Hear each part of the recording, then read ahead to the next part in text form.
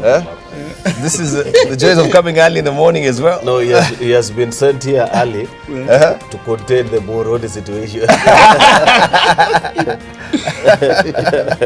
Good to see you though. How have you been? I've been okay. Okay.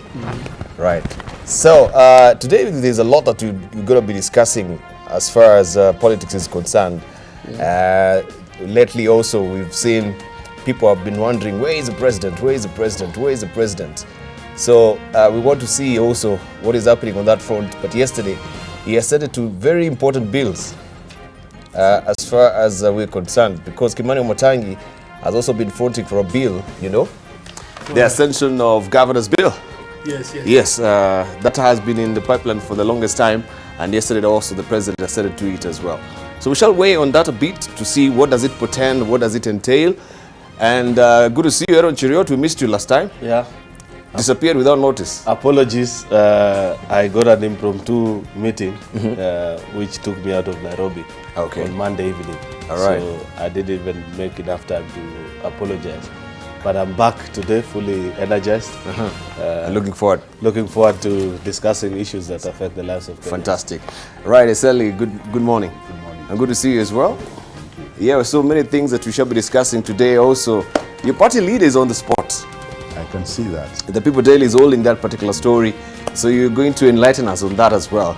And on that front of Ford Kenya and Boni Khalwale, as far as disciplinary action is concerned with the party politics, you shall give us a highlight on that as well. Okay. We saw Boni also took, I don't know, that particular church, the Africa-Israel, I can't remember the denomination. Maybe you can tell us. One of those churches. One of those churches, Yeah. To Deputy President Homestead, actually. Where they fought over food. They were fighting over food.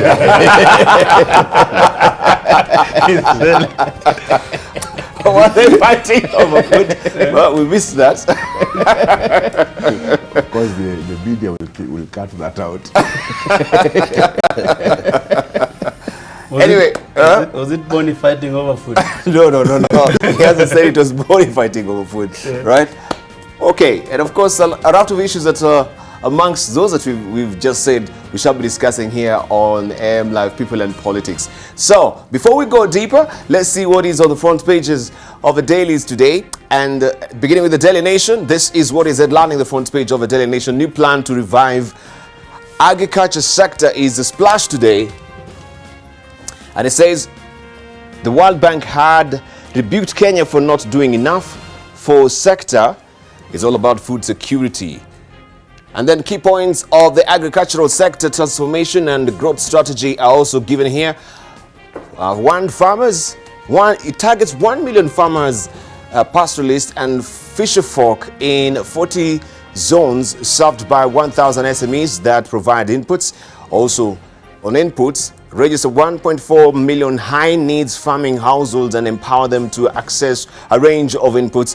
On hubs, set up 6 agro-processing hubs using one-stop shop, rapid PPP process for local and export markets, land use unlock 50 new large-scale private firms selected through competitive bidding, and on skills, launch 3 knowledge and skills building programs on technical and management skills.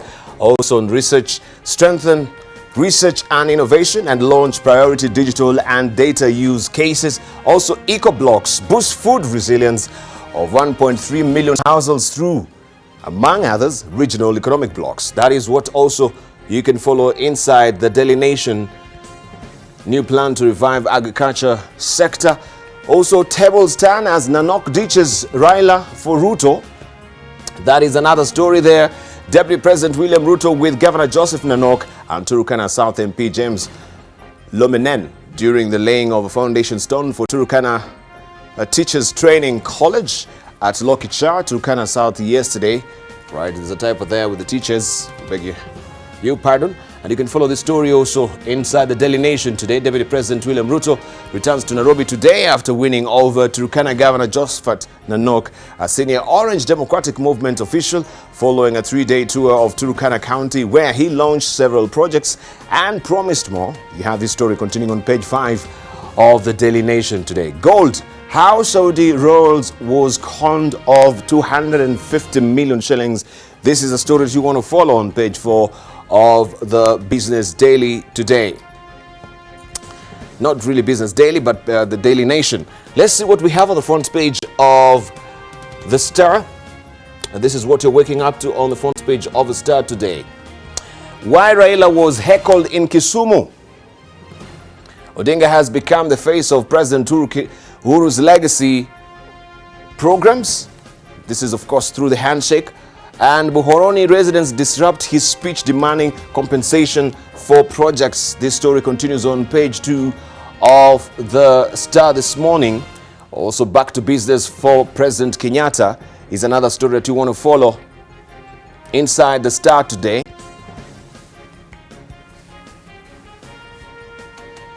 Hard at work. President Kenyatta signs the Health Laws Bill 2018 and assumption of office of County Governor Bill at State House, Nairobi yesterday. People were asking, where is the president? He's been missing in action. There he is. He's back to business. Also, cops discover bags of cement packaged as gold for exports. This is all about fake gold. 15 fake gold syndicate suspects were arrested yesterday at a posh Kileleshwa home with bags of cement and sledgehammer stuffed into metal boxes and passed off as gold. The heavy cargo was on the verge of being exported to China after a Chinese trader was conned out of 300 million shillings until the metal boxes contained gold. This story continues on page 3 of the Star this morning. You could be denied services for lack of Huduma number. The government has said those who do not register for Huduma number might face the challenges accessing public services. The Interministerial Committee on Huduma Number, led by Interior Cabinet Secretary Fred Matiang'i, said the exercise is meant to ease delivery and provision of services. Those who will not have registered might have issues with things such as tracing physical documents, he said. You can follow the story on page 10 of the Star this morning.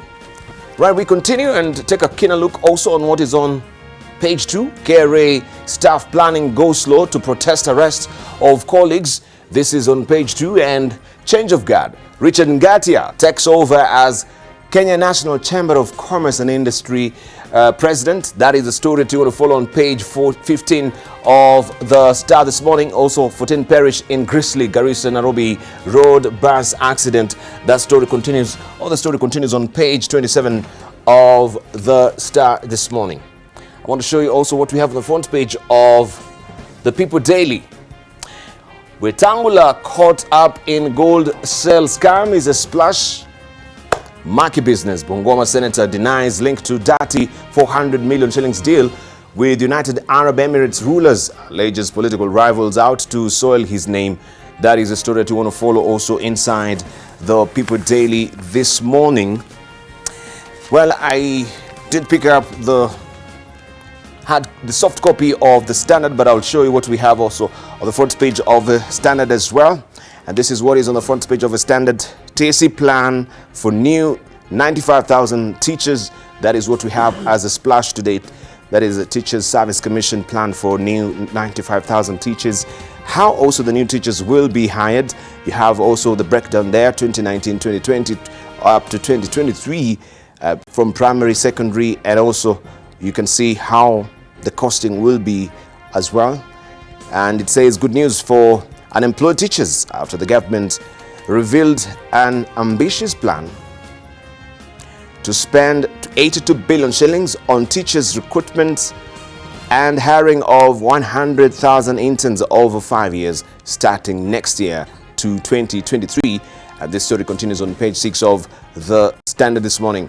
Also, Raila hosts CSS in Kisumu, speaks on SGR is another story that you can follow inside the Standard today on page 4. And state seizes 41 million shillings from ex-public official. This is all about accountability.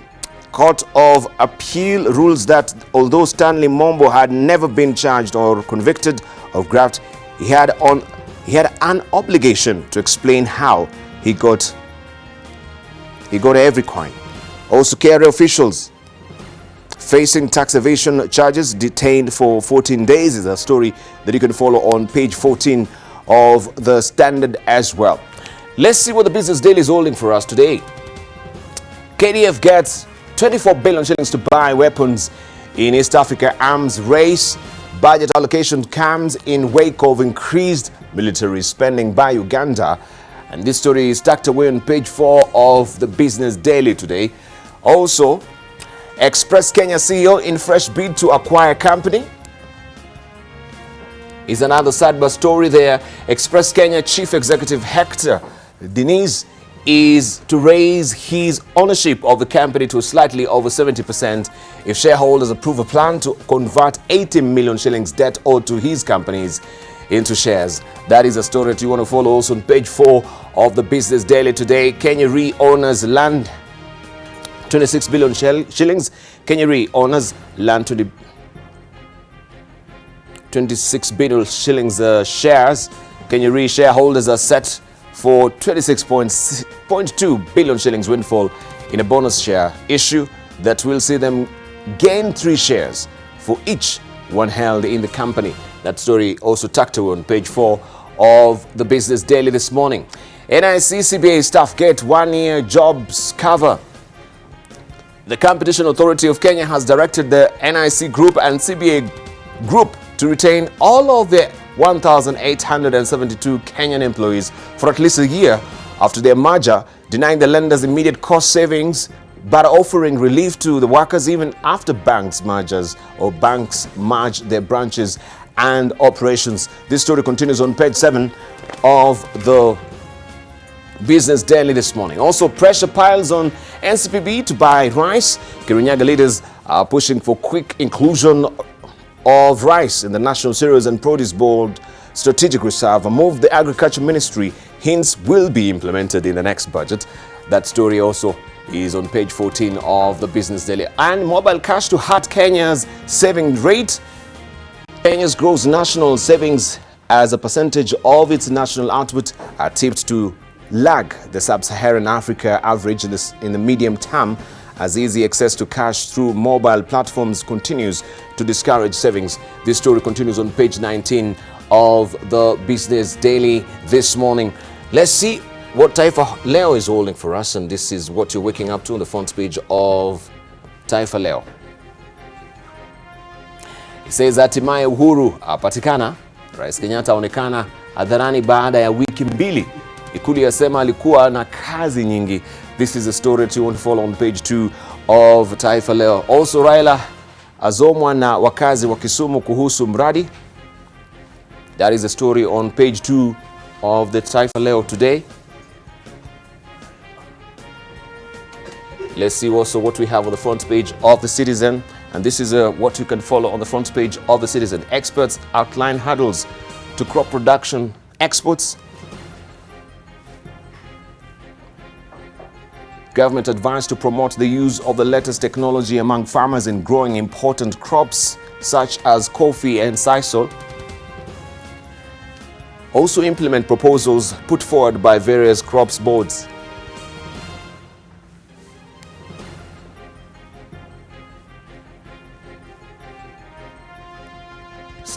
State to appeal ruling on DEDs. That is a story that you want to follow on page 2. The government said yesterday that it intends to appeal the ruling issued by the High Court that municipal, town and district executive directors should not be allowed to act as returning officers in elections on behalf of the National Electoral Commission. That story continues on page 2 of the Citizen. Also, Vodacom revenue hits 1 trillion shillings mark is another story that you want to follow on page 29, or that is page 20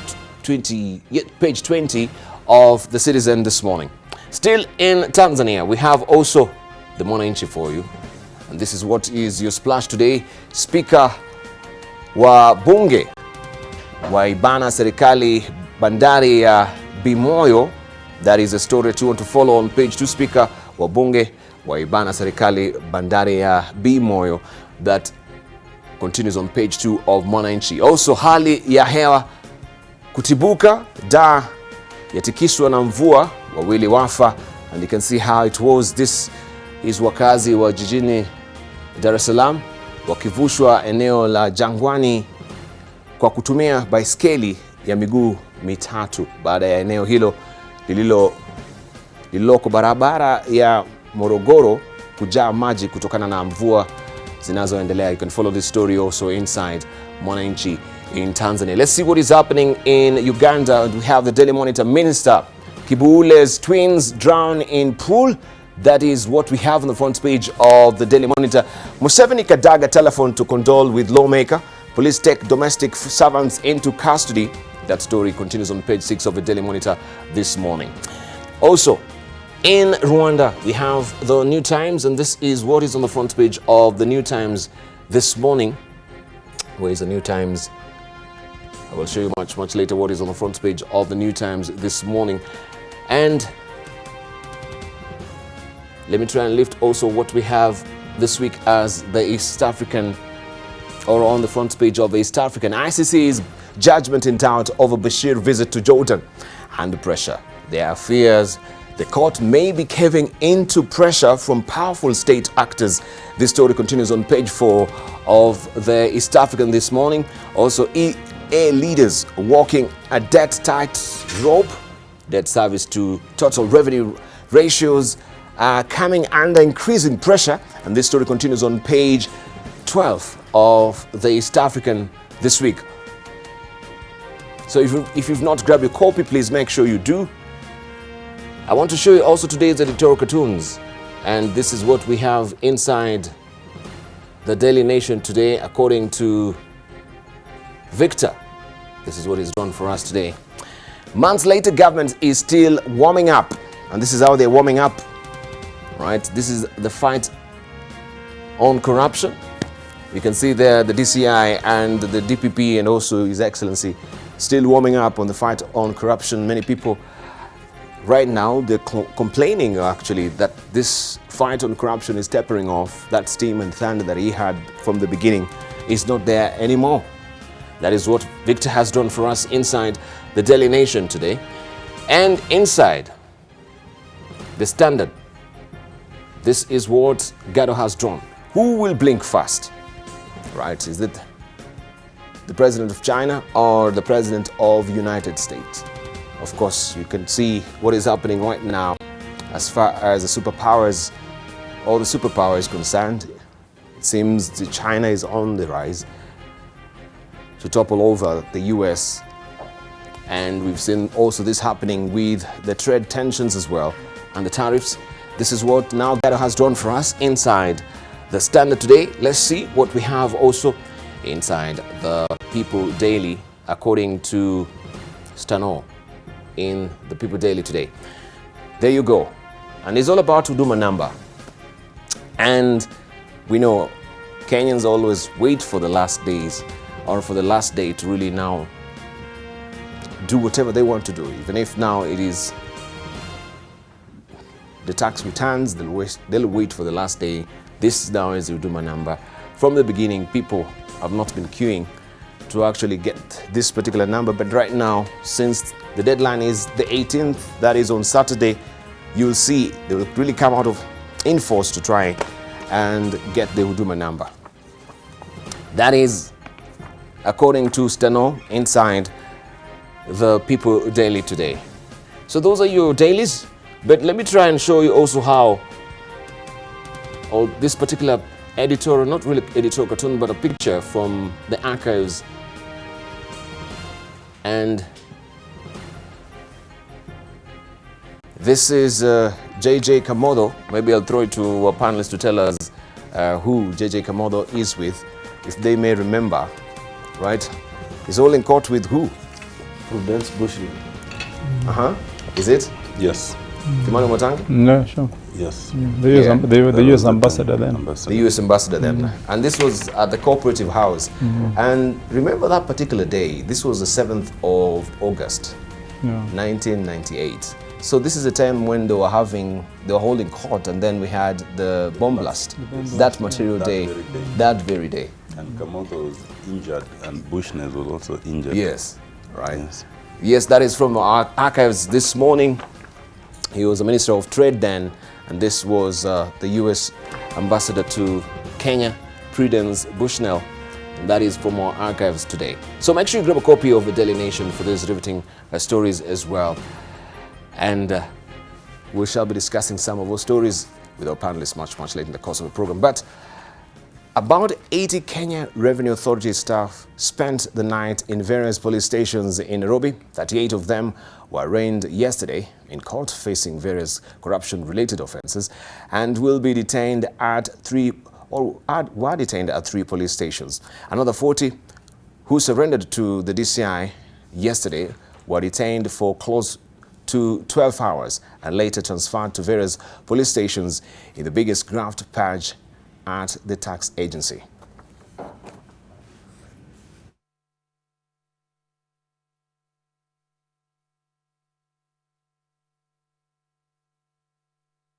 Now, in the wake of the graft purge at the KRA, its top leadership spent most of the day in closed-door crisis meetings, even as pressure mounts on Commissioner General John Njiraini to step down after his extended term expired.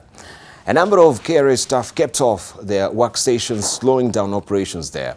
Ken Mijungu also reports that a social media account has been created in solidarity with the staff under investigation. While the courts were swirling with Kenya Revenue Authority staff battling corruption charges, at the Hemingway's Hotel in Karen, the flurry called the top KRA management to a crisis meeting following graft allegations and a cleanup that looms ominously over the Times Towers. Despite this whirl of activity, little else was going on in a number of the Kenya Revenue Authority offices. What began on Friday with arrests has now morphed into a paralysis of services at the Kenya Revenue Authority as uncertainty gripped its workers who abandoned their workstations for the better part of the day. In reaction to these happenings, the Kenya Revenue Authority board and managers took their meeting to Karen, where the media was kept at bay, but sources within the meeting said it was tense, as an accusing finger was pointed at the management, ostensibly for failing to rein in on the junior staff. Some junior staff, however, want the management, specifically Commissioner General John Njiraini, to take responsibility for their crumbling house. They accuse him of instigating the arrests to divert attention from the imminent exit from the tax agency. Njiraini, whose term was extended, was set to leave last Thursday, but he is staying put in the middle of the crisis that has crippled services. His term had ended last year when he attained the retirement age. In 2017, just at the end of his term, the entire Kenya Revenue Authority board was dramatically sent home. The board had resolved to replace him after he attained the mandatory retirement age of 60. He was given a 2-month extension after he agreed to forfeit his leave days. The Edward Sambili-led board was then replaced by the Francis Mudaura-led board, who also gave him notice to leave, but no suitable replacement was found. Activist Okia Mtata had also moved to court to seek orders to compel the Kenya Revenue Authority to send Njiraini on terminal leave and appoint someone in acting capacity. But the court dismissed this application, allowing him to continue serving as the Commissioner General, noting he was appointed to serve a fixed term that came to an end. He was due to leave when these arrests happened. Those arrested on Friday were tried in court. Their colleagues attended the hearings in solidarity, saying those were only victims. Njiraini was appointed in 2012 by then Finance Minister Uhuru Kenyatta. He has served for 7 years instead of the constitutional 6 years. Since his entry, the Kenya Revenue Authority has perennially missed its target and continues to face the daunting task of raising revenue to finance the government's expenditure. The Kenya Revenue Authority is also accused of enabling pilferage of public funds and not putting measures in place to ensure tax compliance. Ken Mijungu, NTV. Right, we want to hear from our panelists this morning as far as KRA and revenue collection is concerned in this country. This biggest scam as well coming to the fore right now, the corruption that is so entrenched, backed into the system of revenue collection in this country. Allow me to introduce our panelists once more. We have with us this morning Jacob Midio, who is a former member of Parliament for a game. Also, we do have with us Senator Kimani Matangi, the Senator for Kiambu. We do have with us as well Otenia Amolo, who is a member of Parliament for Rarieda. We have Dr. Eselisimi, who is a member of Parliament for Tongaren. And also, we do have with us this morning Aaron Cheriot, who is a Senator for Kericho. Once more, good morning, gentlemen. Good morning. Right, let's just begin with what is happening within KRA right now. Look at the tenure of Njiraini. His extension as well was somewhat controversial. We had also activist Okiya Omtata moving to courts to challenge the extension of Njiraini, but we saw that also was stayed, and now here he is again. People are saying no, you should step down because now corruption is under your feet as far as leadership is concerned within KRA. Do you think Njiraini overstayed? Sometimes, as they normally say, it is too much welcome or too much knocks on the doors. Where's the welcome? Let's begin with you, Jacomedio. Well, I don't think it was his choice to stay further. The way they did it is, first of all, against the law. I think Uhuru had no powers to keep him there. In any case, he had been under-delivering from day one. He has never achieved his target. Yes. But to extend him, to keep on keeping him there, there must be some corrupt reasons why the president thinks they should disobey the law and keep him there to keep doing wrong. But this issue of KRA, Debarl, you know, for the last so many years, there are so many people you meet who work for KRA who are at the junior most level and they are very rich. I really want to congratulate the DCI, and hopefully the DPP will do a good job, because Kenyans are really suffering because of overtaxation.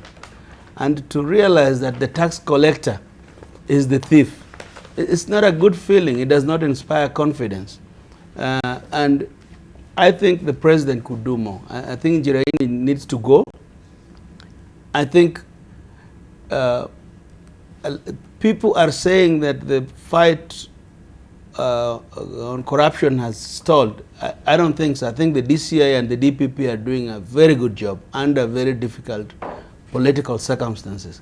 I think it is the executive led by the presidency which is not doing the right thing.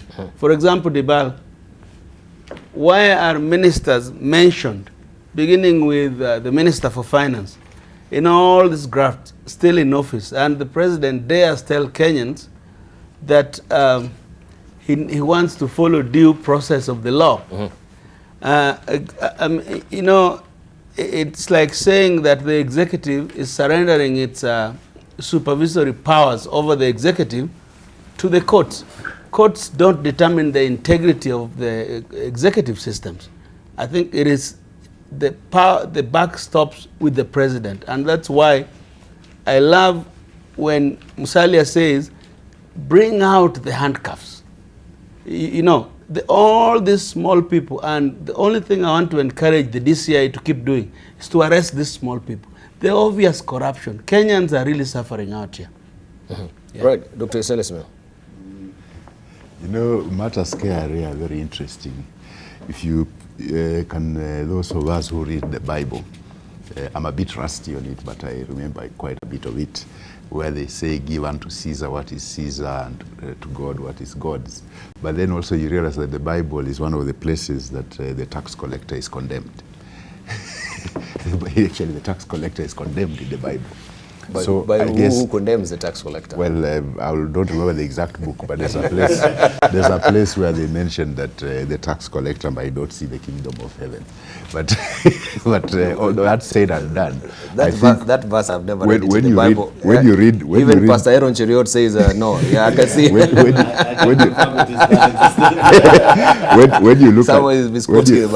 you look at such things, and then you are an employee of KRA, of course, that's also stress on its own. But however, I think Njiraini's reign has been a bit rocky, and that's perhaps why he has been failing to meet his targets. One, the targets were set very high, and then they keep on bringing other taxes on stream, which he has to collect. Then he went ahead, and the senior management, he decided that they'll no longer be permanent and pensionable, they'll work on contracts.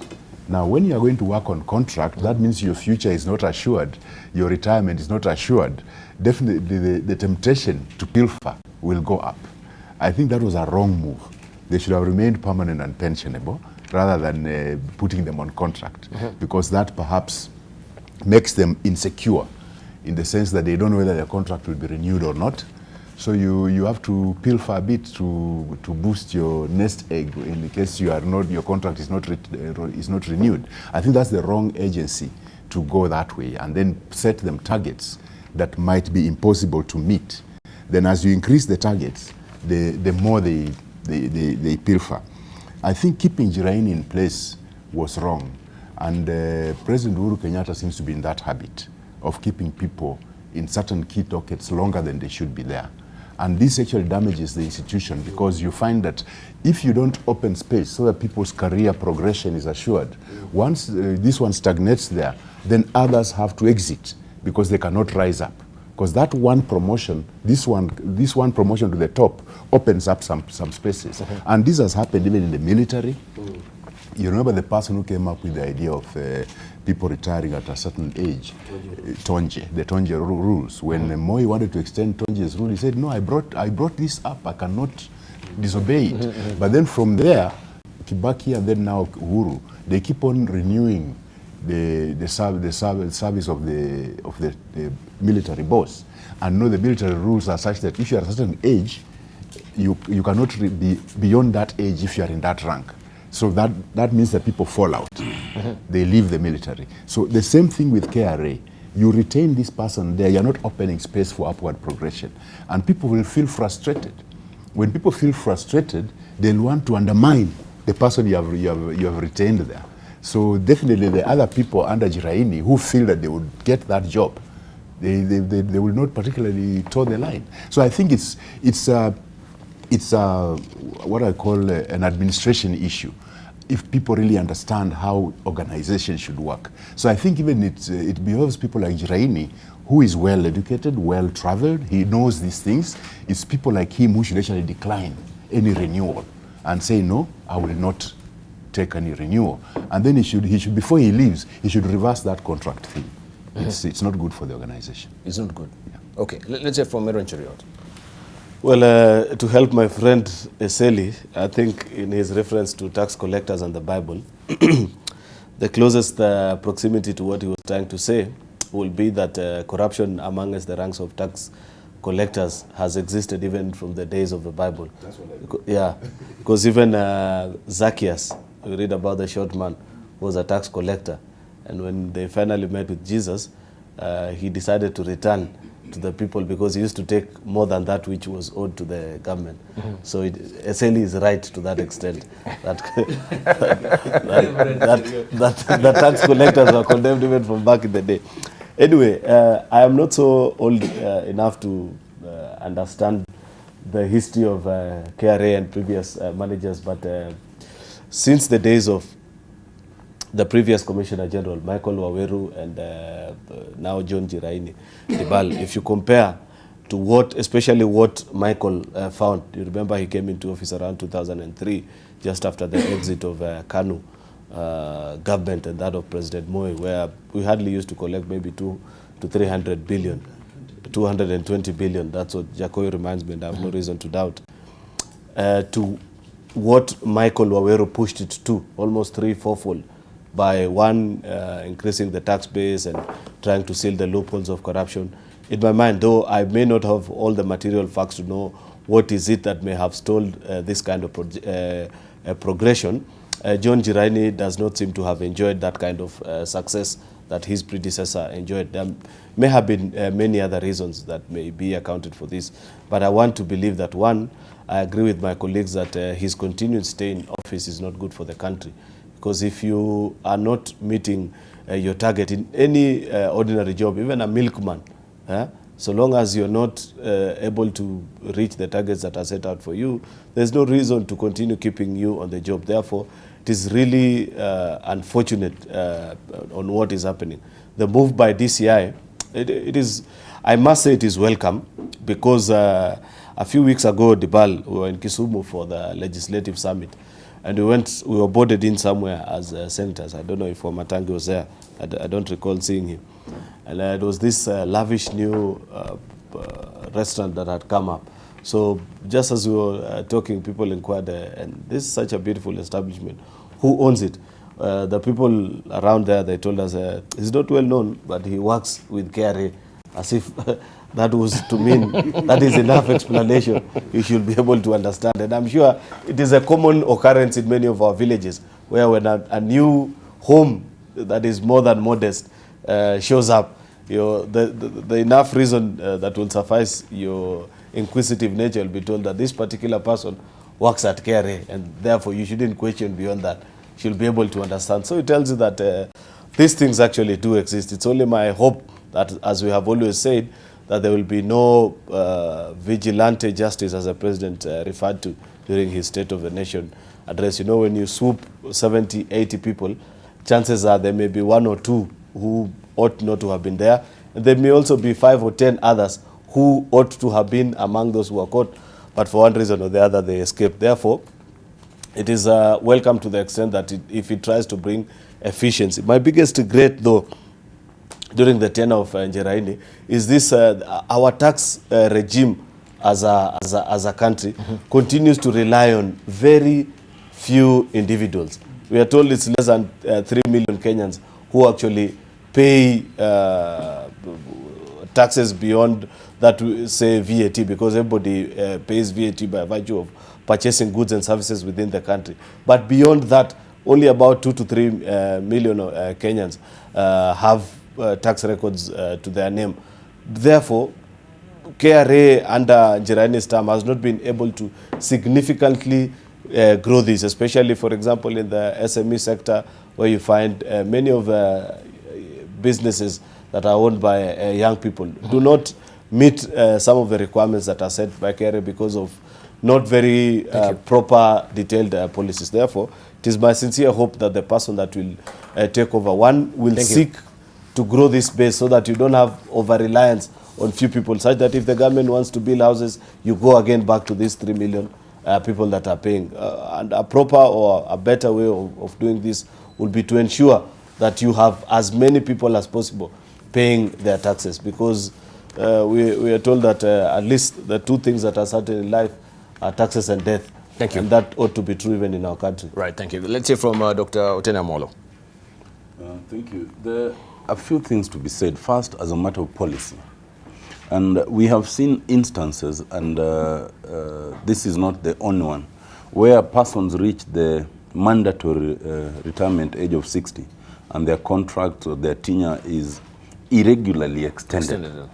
When we say 60 is mandatory, it should be mandatory. The idea of selective extension of tenure based on loyalty or friendship, whether it's to the president or any other appointing authority, is wrong. If people are to retire at 60, they should retire at 60. Remember, first of all, we increased the retirement age. It used to be 50. By adding another 10 years, we have meaningfully locked out thousands, hundreds of thousands of young people who would otherwise get those jobs. Now, if you even get to 60, and then it keeps being extended irregularly, for every extension and every year, it locks up many more people. And it also invites people to have direct loyalty, not to the constitution, not to the people, but to that person who extends your tenure. There is no difference between that and this whole idea that we've seen in some countries of extending the term limits. That now, because the president is performing so well, now you can add him or her another term limit. It is completely wrong. Secondly, when I looked at the incidents of arresting about 100 employees of KRA, it demonstrates systemic failure. It demonstrates that internally, all the internal mechanisms of curbing corruption, of avoiding this kind of thing, collapsed. The fact that it should take an external entity under espionage to discover this means the internal systems of KRA are gone. And if their internal systems are gone, then it means their external systems of detecting non-compliance and tax evasion must equally be gone. And that is where the problem lies. There are certain areas that should always have systemic audits, in fact, a lifestyle audit.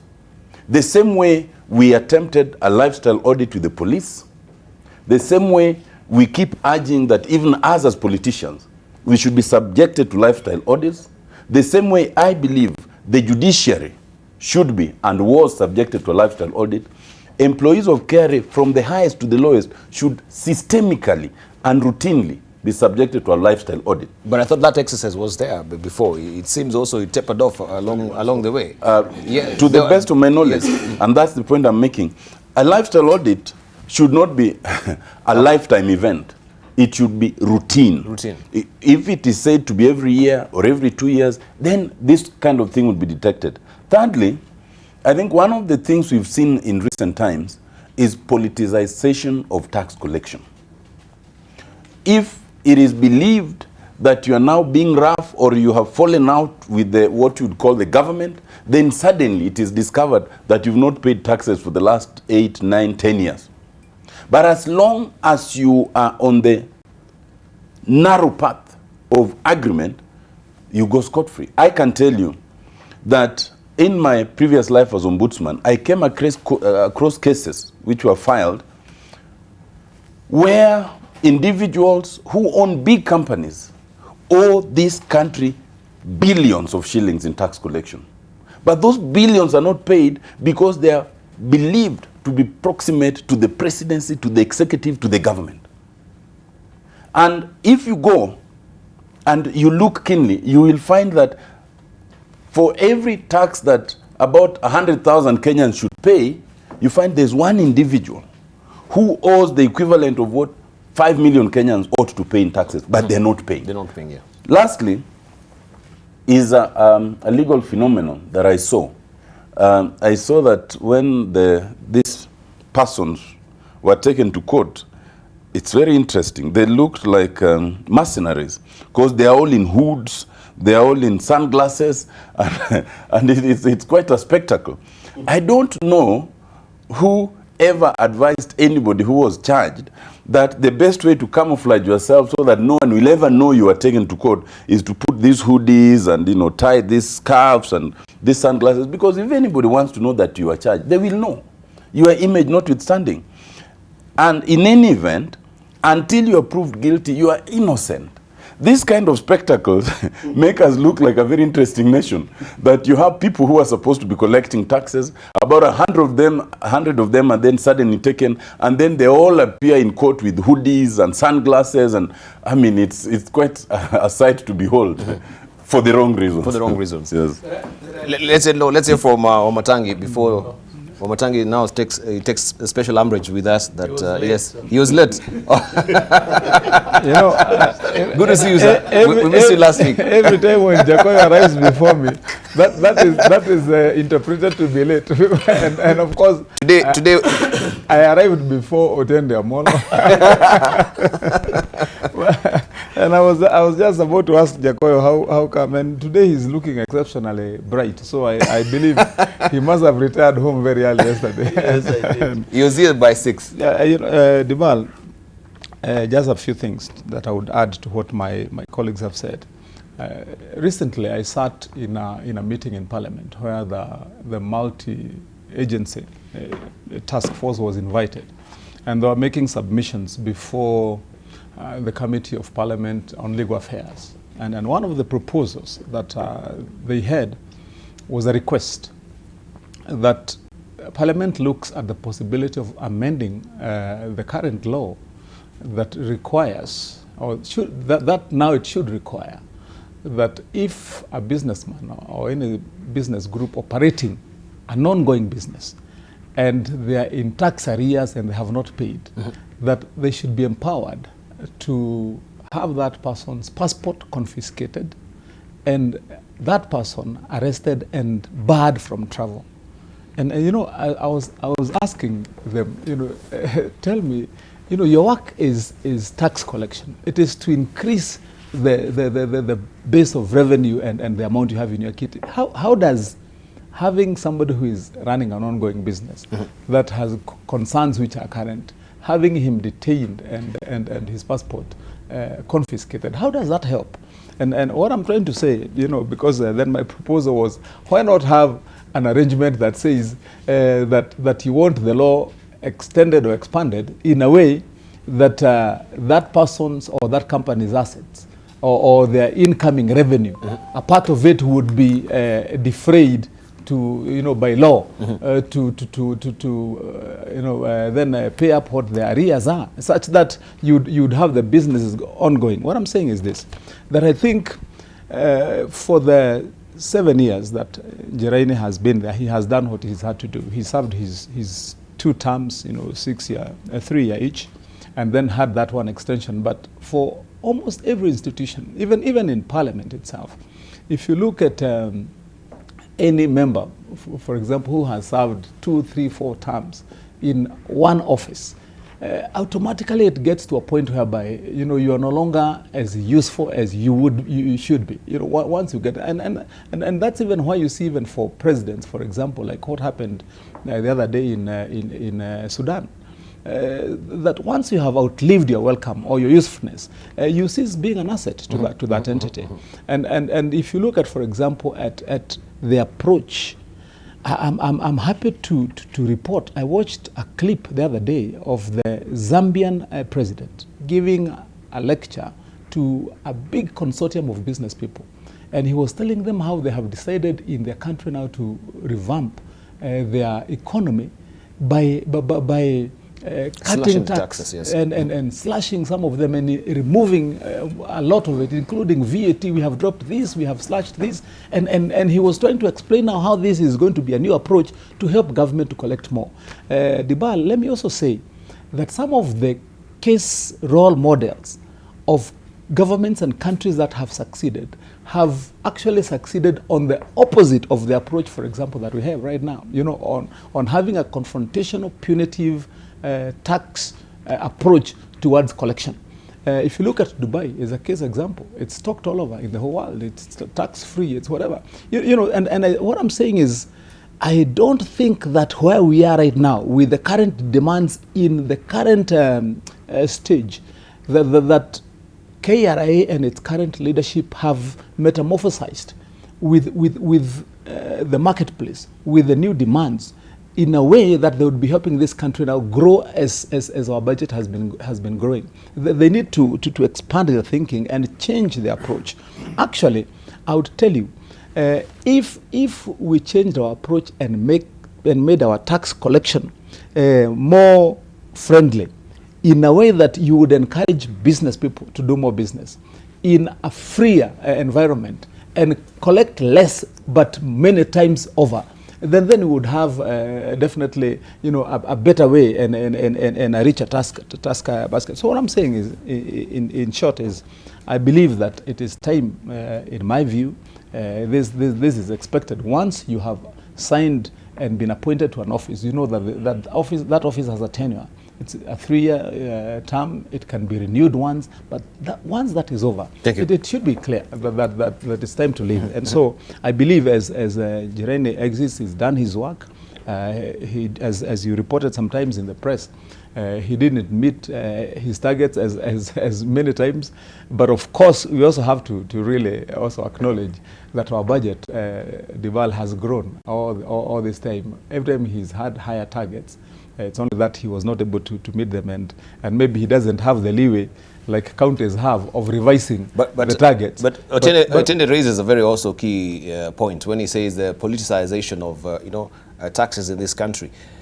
Maybe the discussion also we should be looking at is the tenure of Njeraine and the extension of it. Yes. Because what panics have it is that, yes, this particular extension was due to politics. That, yes, there was the process of getting a new chairman, but it was discovered along the way that actually that particular chairman, there was some vested interest because he was a brother to so-and-so in the upper reaches of government, and this particular person also is not paying taxes, huge tidy sum of money as taxes. And so this was actually sort of, getting a person who will try and maybe galvanize this person Debarl, because of his taxes? You know, These are the issues I want you to tell me this morning. Just quickly then, as I finalize, that point by Otiende Amolo is a very important one. It's a true one. It's been happening.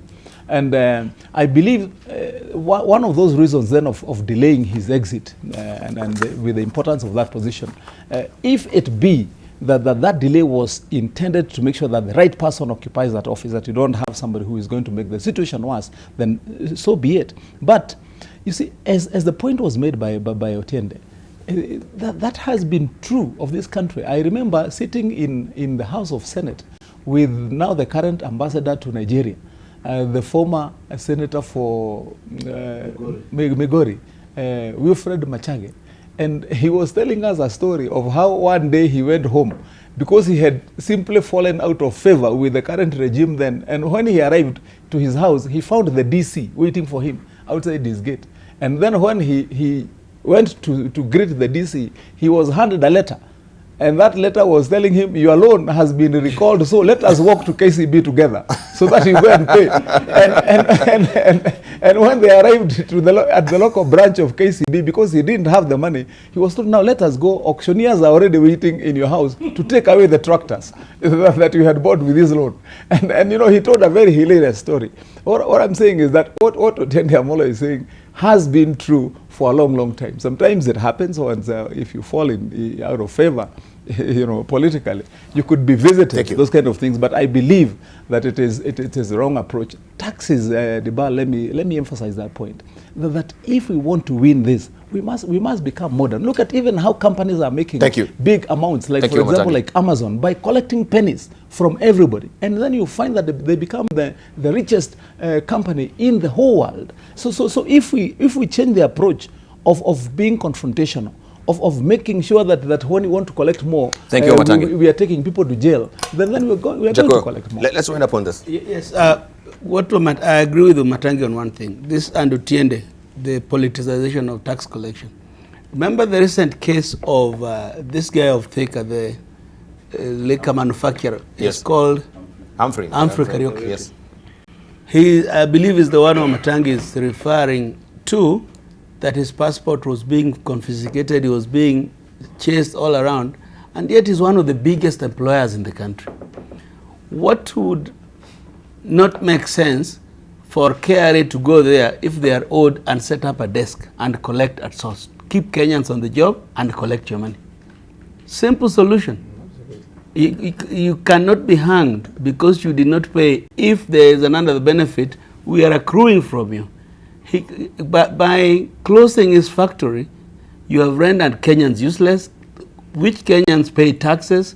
So something is not right with the thinking of the state. Because I don't think it is Njiraini, I think it is the Jubilee government that has no idea how to move the state forward. And what Aaron Cheriot has said about my friend Michael Waweru, he took the tax which was being collected from 220 billion when Moi left to over 2 trillion by the time he was leaving. So he had an idea. Even that time KRA was very happy. I used to sit in parliamentary committee of finance and interacted a lot with KRA. What is happening today, I don't even think it is fair to blame KRA alone. We must look at the big picture, and I want to disagree with Omatangi when he says KRA has problems, but he saw Zambian president. Why is it when it is in Kenya, it is KRA, and when it is Zambia, it is the president who is doing well? Okay, we need to take a short break right now, but also the question is, when the KRA board wanted to replace Njiraini, we saw also President Uhuru Kenyatta disbanding this particular board. Then we wondered why. Briefly, before we take a short break. I think I agree with Wamatangi and what people have said about confrontational and punitive methods of collecting tax. This is deliberate so that it drives the corruption. Because if you make it punitive and confrontational, then you as a taxpayer, you fear being handled like that. And when they come and tell you, give us something, we stop doing this. So it actually fuels the whole thing. It's part of the corruption game. As for Jubilee, they do have a problem with succession. They don't seem to have a pool of people for respective areas that when this one's term is ending, this one can take over. They seem to lack HR advisors. That's why they keep on holding on to whoever they have, because they don't seem to have somebody to replace that person. In very many institutions, you'll come across that. Until recently is when there was a long list of new appointees. Suddenly, pop, and very many of them, you wonder how it happened. It's because Jubilee's arrangement on HR in its institutions is wrong-headed. All right. Maybe just to read some of reactions here on Twitter. We have Kaikai Kalbusia saying that the Bible is clear on tax collection or tax collector, and the prostitute refer to Matthew 21:31. The magnitude of corruption at KRA is extremely high. The rip-offs is estimated to be over 600 billion shillings yearly in tax refund. And well, this is Matthew 21:31. It says, which of the two did what his father wanted? The first, they answered. Jesus said to them, truly I tell you, the tax collectors and the prostitutes are entering the kingdom of God ahead of you. Right? But of course, you have to actually read this in its context, so that now we are not really saying the tax collectors and the prostitutes will enter the kingdom of God. Right? That will be actually taking the context of this particular text, right, and using it as a pretext. Right? So make sure you read the entire chapter for you to get to understand this as well. When we circle back, we continue with the discussion and looking at a raft of other issues as well, as far as politics is concerned in the country right now. Don't go away. Much more coming up on the other side of the break.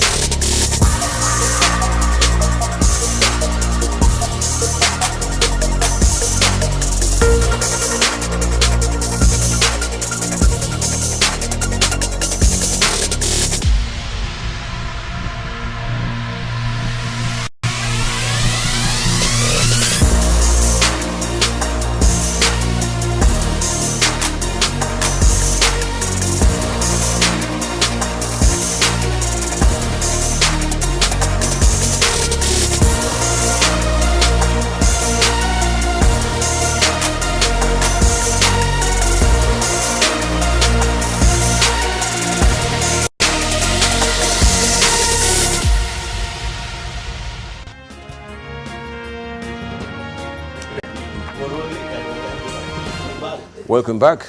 You're watching People and Politics here on AM Live. We continue with the conversation. Aaron Cheruiyot, you're calling on me? Yeah?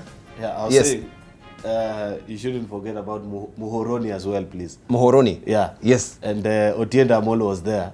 So That one we will not forget. Yes. Otiende will tell us. And of course, What also happened in Muhoroni. what is happening on the front of it. In fact, let's just get there so that we can see Otiende to tell us if this is the true depiction of what happened yesterday.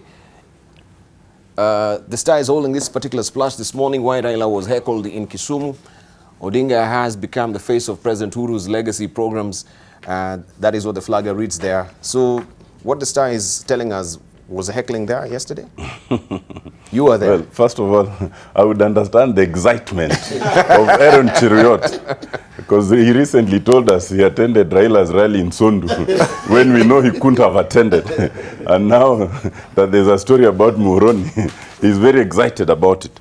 What I can tell you, first of all, is the headline of the Star is misleading, because the issue that arose was not in Kisumu. It was in a place called Chiga in Muhoroni. Secondly, and I think the nation has captured it much more accurately, a section, and there were probably about between 5 and 7 boys who came into the meeting, tried to heckle, but the residents themselves roughed them up and evicted them. So it was not like the residents were opposed or that Raila was heckled. It was about 5 to 7 boys who came with placards. I think that they'd been hiding the placards, then they just chucked them suddenly. And immediately they chucked them, the residents themselves got irate and, evicted them. As I understand it, so it was not heckling, it was not the resident, it was a few of them. And thereafter, when we went to now the site of the meeting in a place called Ombei, and it was a very big crowd, which I'm sure you'd be able to see, they were all very happy with that project. The 5 to 7 boys, as I understand it, their issue was not with Raila, but with the county government. And their claim was, and I think the nation has tried to analyze it, that the land, which is about 500 acres, on which the special economic zone project is to be built, Yes. was historically acquired by the then Ahero County Council. And that at the time it was acquired, it was their ancestral land. And that land was acquired, it came into the council, and therefore it has come into the county as trust land. And that is the land on which now the zone is to be built. So their issue is not that they are opposed to it. Their issue is, to the extent that now a special economic zone is to be built, they want what you would call historical compensation for the land, so which is a separate issue, and which, to the best of my knowledge, no one has even said that there would be no compensation, because historical acquisition of land, we know the history of how lands are acquired and all, and if there's to be any compensation, then of course it will always accrue. So it wasn't a big issue. Now, now that I'm talking about it, let me talk about that tour. That was a highly successful tour, Yes, which took the whole day. We started by visiting that place for the special economic zone, and the minister, Munya, briefed the residents in terms of what they were to do. In fact, indicated that even that 500 acres is not enough. We may need to get more land. And the residents were happy. And we thereafter came back to now Kisumu. We visited the oil jetty, which is being run by KPC. And it was very impressive, because everybody who was there, Minister Munyes, briefed all that were there. And the only thing that they're waiting for is for Uganda to finish its bit so that they can start transporting oil through the lake. And the indication is that Uganda will be finishing theirs in 2 months. And in 2 months in June, which is a very good thing. We then visited the port, the old port of Kisumu, which has lain in disuse for decades. And even the big ships, and we saw one there, which used to ply the lake during the East African Community Days, are just lying there fallow. So the plan is to revive Kisumu port as a gateway to East Africa. Right. And overall, everyone, and in all the places we visited, everyone was very happy with all those initiatives. So there was no heckling at all? There was no heckling. But the question is, since the handshake then, has Raila lost grip actually on the ground as far as his popularity is concerned? Is it tapering off? If you were to take a poll today, do you think he will still stand a chance to be the man that he has been in this particular region? Of course he is. And if you visit that area or you were in that visit yesterday, then you would know. And if at all there was to be any fear that Raila has lost grip on account of the handshake, then you would see it even in terms of the reaction of some of us who are, elected politicians and all. The grip is very firm. The issue was and has always been that there are those who want immediate demonstrable benefits of the handshake. But ultimately, as Raila and Uhuru said, the handshake was not about selfish gains. The handshake was about where this country is to be in future.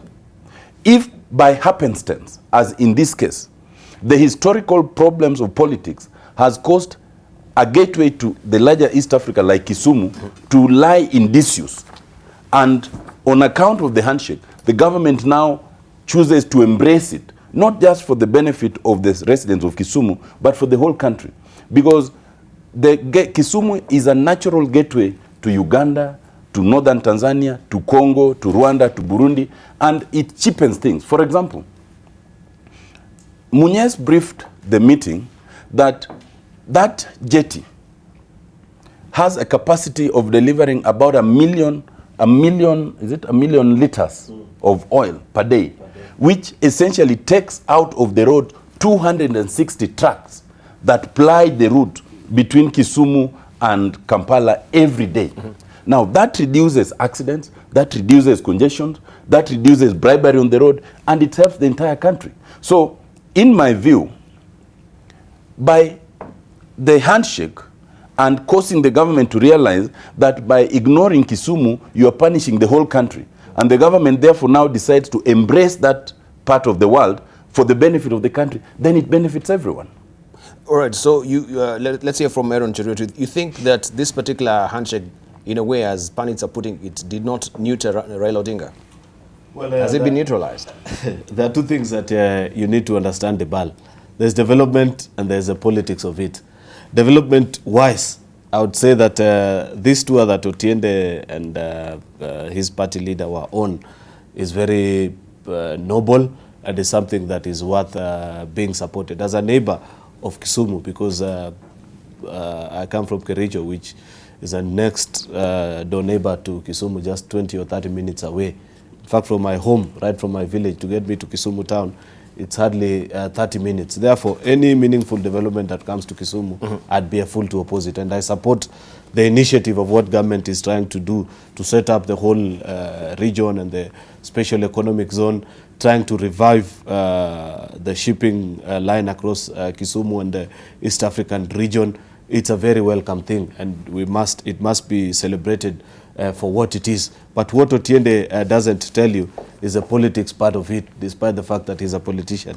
And if you want to understand some of the challenges they are facing, all you need to do is you need to look at the picture that the nation has put, especially on top of a headline where you have the ministers standing behind Raila. Then there is Otiende's silent demeanor. This is you can see he's about to take off any minute. No, the upper part, it's called the ear. Yes. That photo. I'm sure the man in a white shirt, silent and about to take off his Otiende.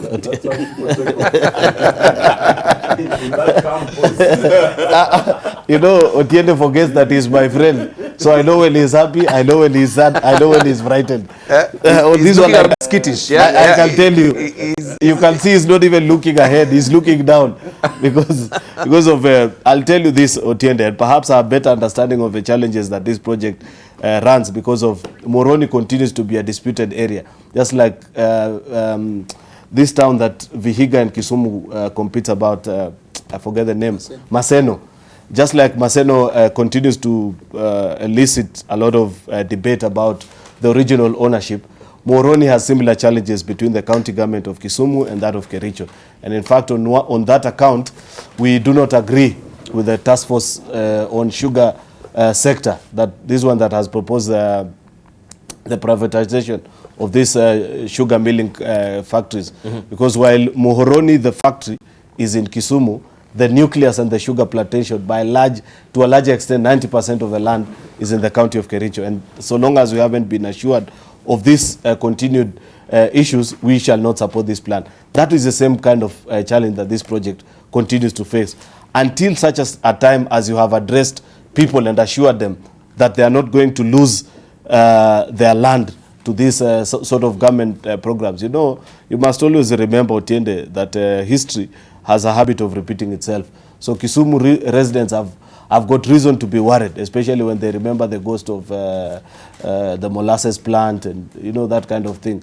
So when they get afraid and they raise a kind of concern, you shouldn't just dismiss them with a wave of a hand. It was important for you to address them and say, we understand the issues that are being raised. In fact, it was wrong for you to have gone there without first government. What was the hurry anyway of going to launch this particular project without having gone through the motions of ensuring that, first of all people that lay claim to this particular land, their issues have been addressed now to a point where by the time you're taking the cabinet secretaries together with Raila to go and address this gathering, all issues have been sorted. Therefore, it is a very poor way of executing government projects. A point of concern, though, is that I'm happy that at least you, together with the PM and the ministers, were able to see the Kisumu oil jetty and see the kind of initiative that government through Kenya Pipeline Corporation has undertaken in that region and what it means potentially in terms of economic fortunes to Kisumu and to us as a country. While doing that, Otiende, please do not forget that the CEO, the Chief Executive Officer of Kenya Pipeline, who built that Kisumu oil jetty, finished it in time and on budget, today continues to face trial in our courts for, quote unquote, carrying out a project that had not been budgeted for. This is Mr. Sang? This Mr. Joe Sang. And you remember, I have continued to raise the irony of some of these issues that the very people, Otiende, Raila, that have been on the forefront castigating this particular gentleman and saying, oh, how, you know, when you're corrupt, when you try to raise issues, they want to trivialize and reduce it as if it's a community issue. Yet the fellow who delivered this particular project, he's not in court because money was lost or taxpayers paid for more than what was expected. He's in court allegedly for doing a project that government had not budgeted for. Yet there are letters from head of public service, from his cabinet secretary, instructing him to complete that project as soon as possible so that Uganda, by the time they do theirs in June of 2019, we shall be able to revive the fortunes of that region. Until such a times as we are able to address such conflicting, glaring, obvious errors of law, we cannot say that we are serious on this one corruption. But the question is, did he follow the laid down procedures as well? Of course. Yeah, if you have letters, no, listen, no fact, listen, but did you follow the laid down procedures? I want you to listen to me. He is not in court for that. What he is in court for is for actually doing that project. Not for loss of money, not following procedure. His charge sheet reads that he did a project that had not been budgeted for. But if it was not budgeted for, how come you actually went full steam ahead and did this project and it was not in the first place budgeted for? Do you understand how a parastatal works? Yeah. As a chief executive officer, you cannot just wake up and do something. If you've been instructed by your board, who have been instructed by a minister, who has been instructed by a head of public service. But it is your honest to say this is not the laid down procedures. That's why we have structures, isn't it? My friend, I don't think you're hearing my point. No, the thing is, I get you, where you're saying you're pushed to a corner because this is your boss. But where you actually said that it was also the honors of Njiraini to say, or maybe to back down and say, I don't need this extension. It is also the honors of these particular CEOs who are on that particular position to say this is not the laid down procedures. But what about the people? What about the people who gave the instructions? For example, this particular board that gave instructions that say, please execute and implement this particular project expeditiously. Let's leave it at that. Let's hear from Jacob Midio on this as well. I want to know, do you think the handshake has actually neutralized Raila? Looking at what also we had in the Daily Nation on Sunday, especially on the fight on corruption, I think that was on page 4 of the Daily Nation.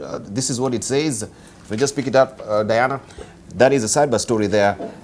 Musalia says former PM's silence is not healthy at all, right? And Amani National Congress Party leader Musalia Mudavadi has cautioned that the continued silence of opposition leader Raila Odinga could jeopardize the country's war on graft.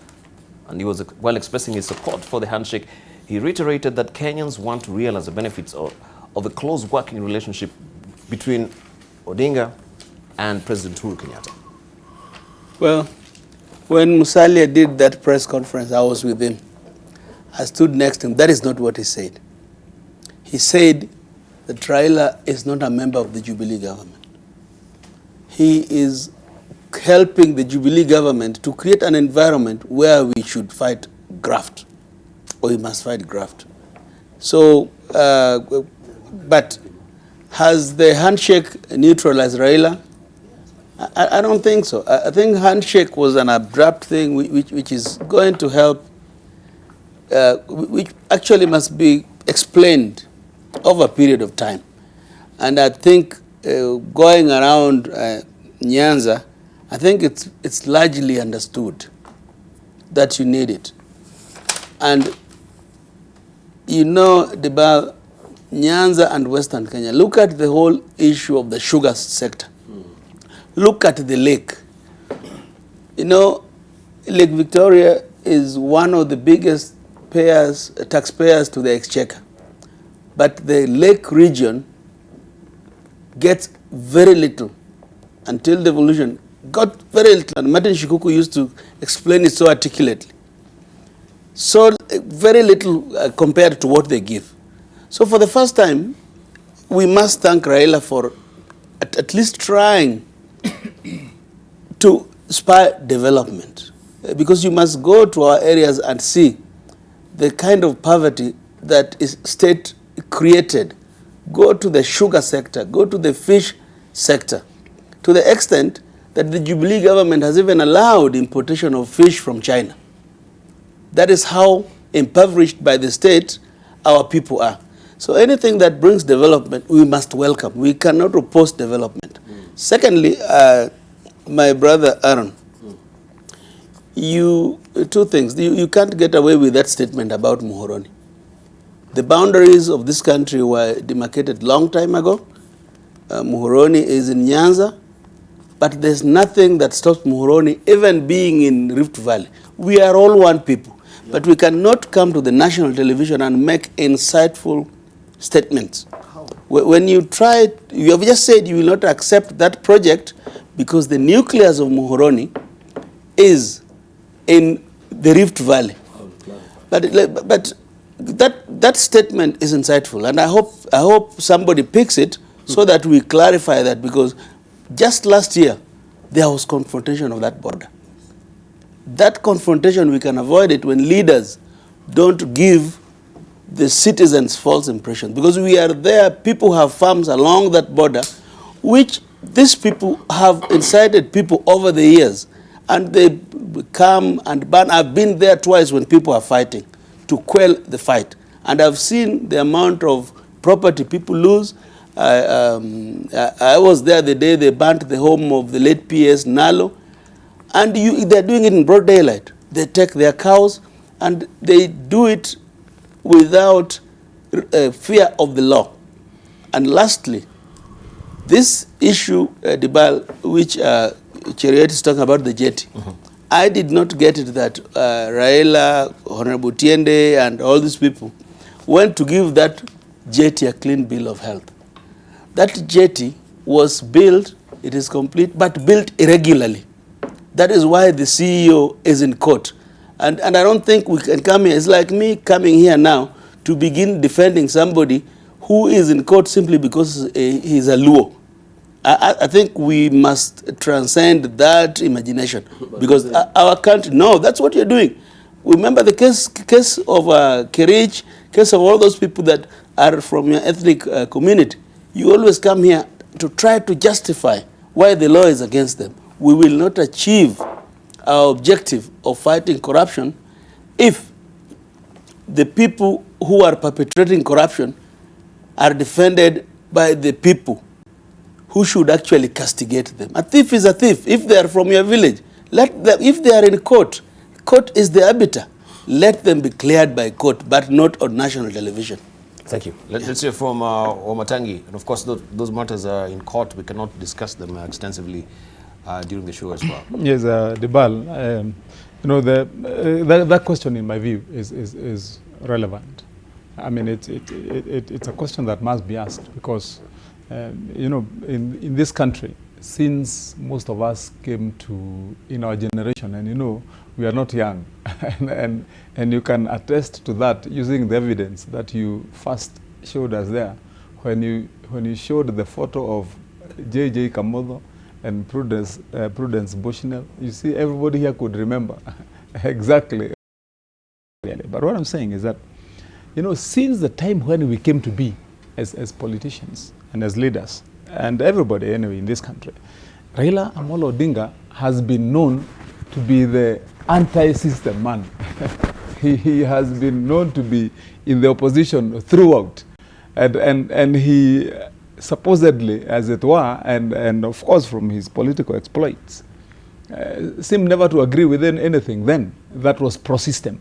And because that is the image he has cut for himself, now when suddenly people start seeing him seemingly to agree with an institution and a government that is in place, people must wonder, you know, is this the same man that we know? And how then do we deal with him in this new version?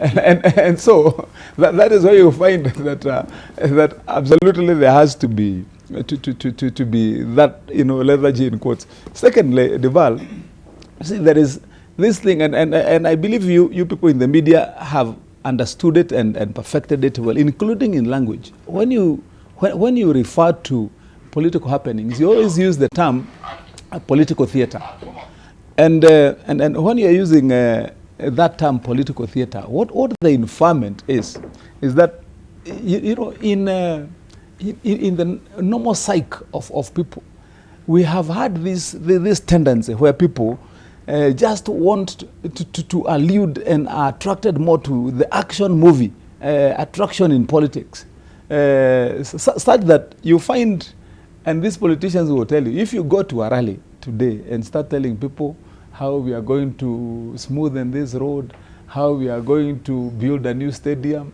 and how we are going to be giving you milk, that does not excite people. But when you stand in a stadium and start telling people how, you know, Tiende Amolo in Fala, you know, then people now start clapping and getting excited by that syndrome. And I believe that is the hangover. It's what they are missing in the man they knew then as Raila Amolo Odinga. And that's why I said that question would be relevant. But then, what should we say? Because at the end of the day, and I've addressed these issues so many times, including with my people who elect me. You see, now, at the end of it all, when you go now to ask them, how is our county? People will tell you, but nothing is happening. We can't see development. I mean, we are stressed. We can't pay fees. And it is expensive to live. But when it comes to, you know, leveraging and using the advantage that people have in determining, one, who is going to lead them, the caliber of that person, the qualifications of that person, the etiquette of that person, the leadership style of that person, they will go for the brawl. And that's why I would want to take the opportunity to say to our people then that I believe it is not only important, it is essential for development, for things to happen the way they are, that we should start prioritizing, appreciating that, for example, when a leader like the former Prime Minister, and I've said the former Prime Minister to refer to that term Prime Minister because there was a time when he served in government, and when he spoke government policy, when he spoke about projects which are being installed and instilled, and he did that, he played that role, and it went well. And then it's important for us to start appreciating that there's time for everything.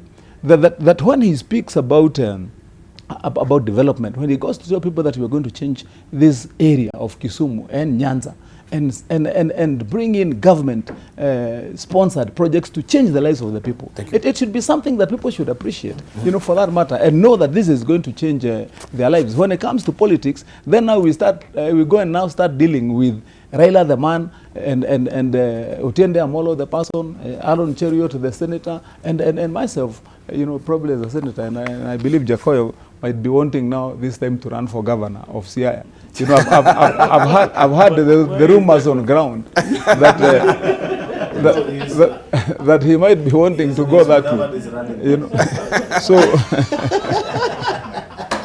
Ujakoyo, yeah. That's what I heard from the grapevine. Anyway, he can deny it, but for sure.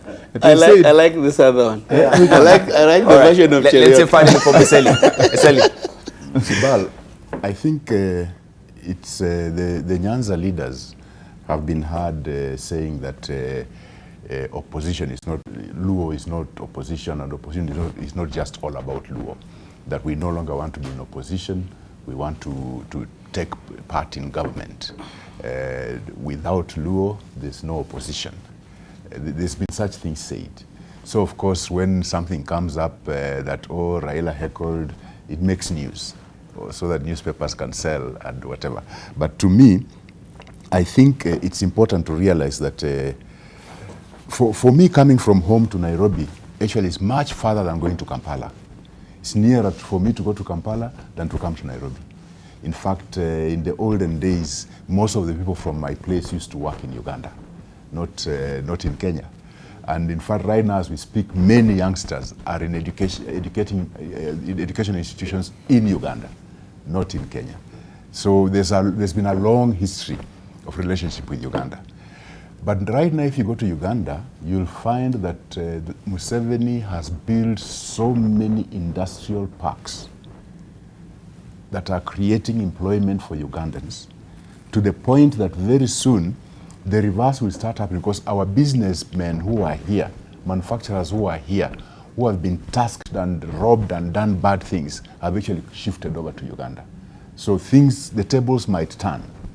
Yet for us in Kenya, we messed up our land tenure system and the way we behave where land is concerned, such that right now we're trying to play catch up, to come up with export promotion centers, whatever, those industrial parks and so on, when all the land is gone. So whenever you try to acquire some land for it, then you might get the sentiments like what was in Mohoroni. I saw recently my governor in Bugoma he still has a similar problem around Webuye, where he wants to acquire land to put an industrial park.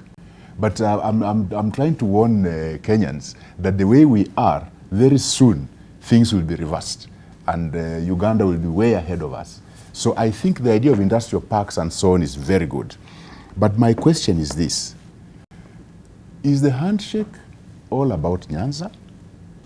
What about the other Raila collaborators, where they come from? Do their areas matter, or they don't matter anymore?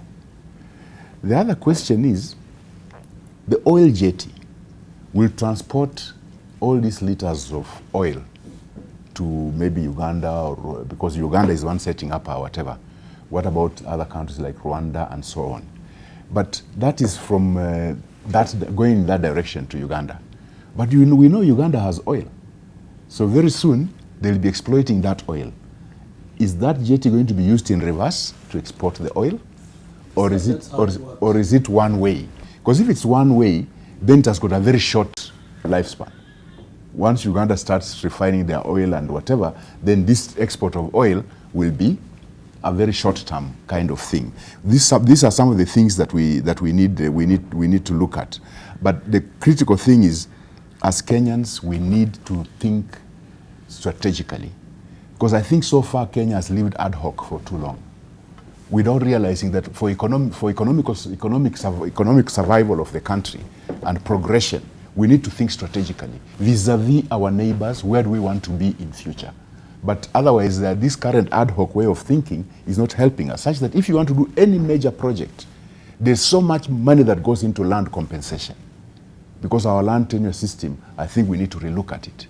Otherwise, without that, we are facing a problem. Especially, as I told you where I come from, in fact, as we speak now, many people from the county I come from actually are crossing over to Uganda and leasing huge tracts of land for farming, because there are no large tracts of land in Kenya anymore.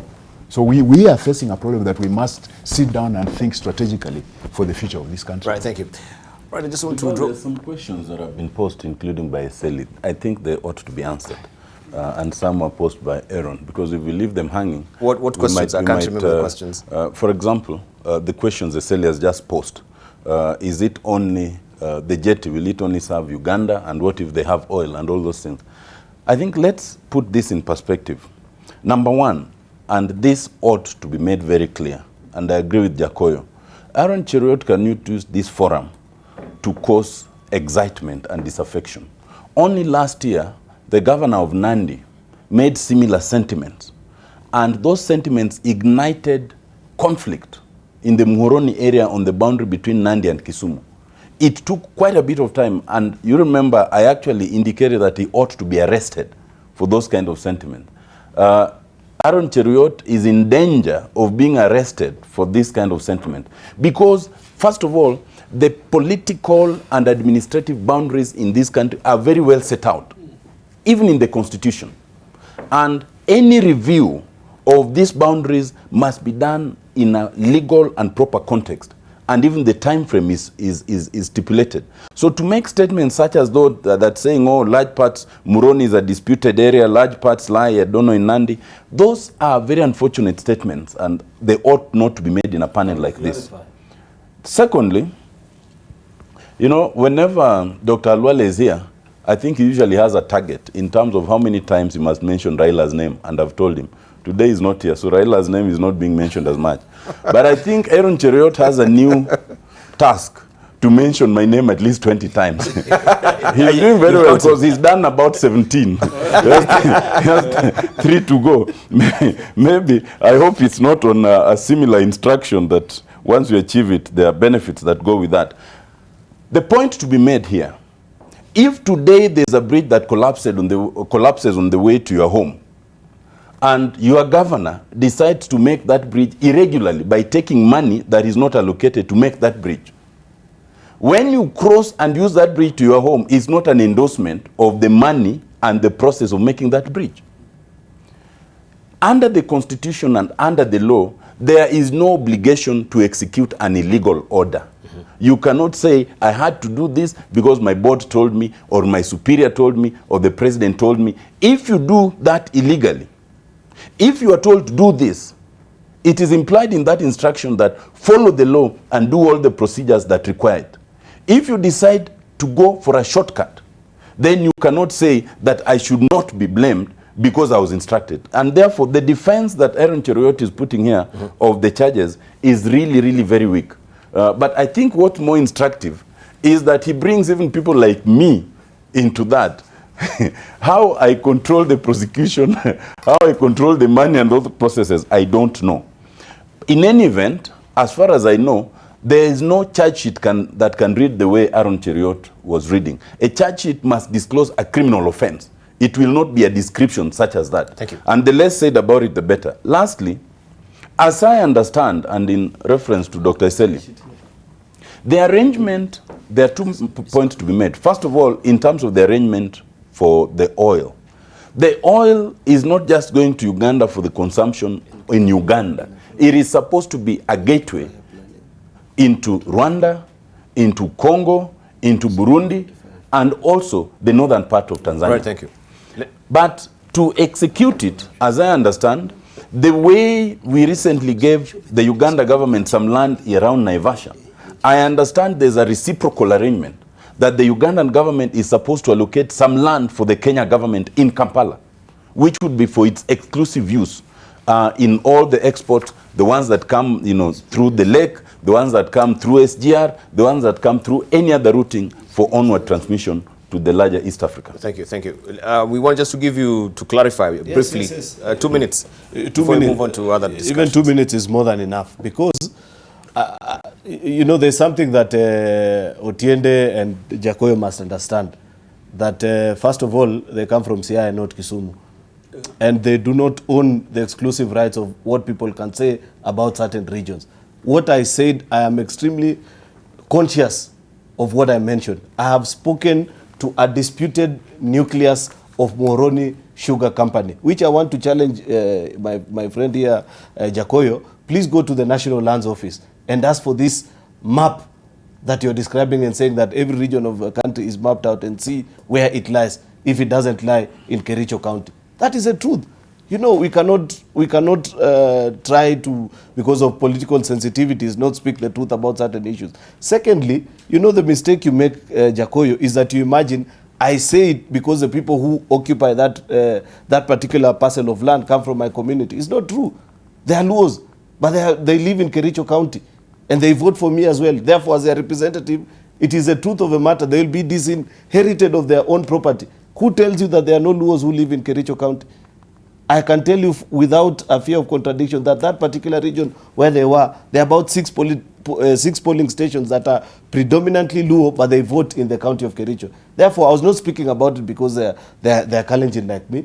And that is a misconception that you need to clear yourselves of that, and imagine that every time we speak is because I want to say the land belongs to a particular community. It belongs to a particular region. Secondly, just quickly, a quick clarification on, because I've seen also they want to predominantly take me on this particular issue. I want to read for Otiende because he has asked for this charge sheet that he says. The charge sheet that I'm talking about, and I want you to check because you're an officer of the court, confirm that it reads that Joe Sang is in court because of engaging, this is what the charge sheet says, engaging in a project without prior planning, contrary to section 45 2C as read with section 48 of the Anti-Corruption and Economic Crimes Act, Act number 3 of 2003. That is what the charge sheet reads.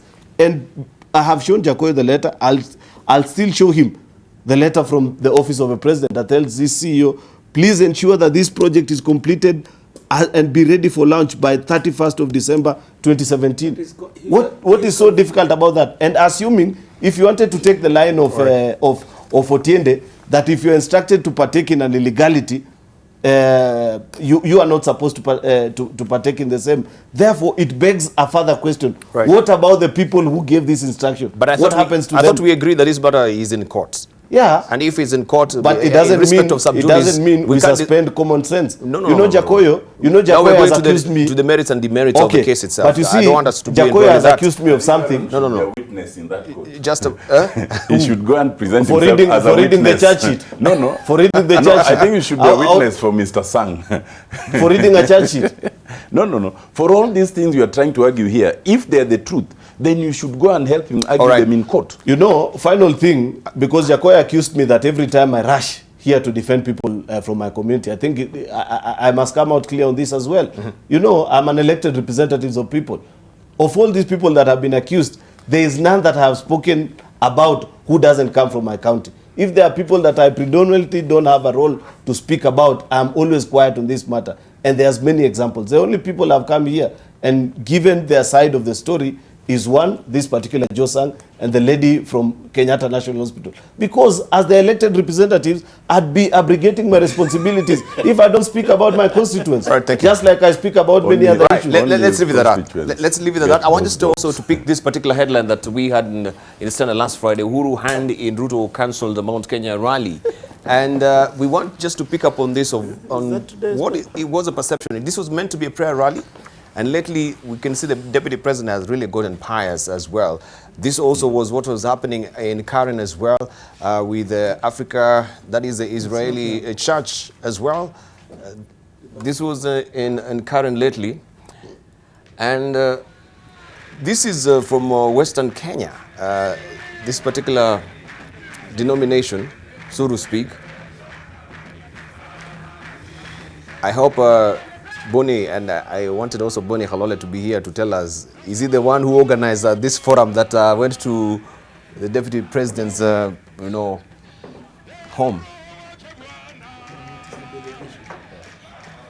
That was a big delegation.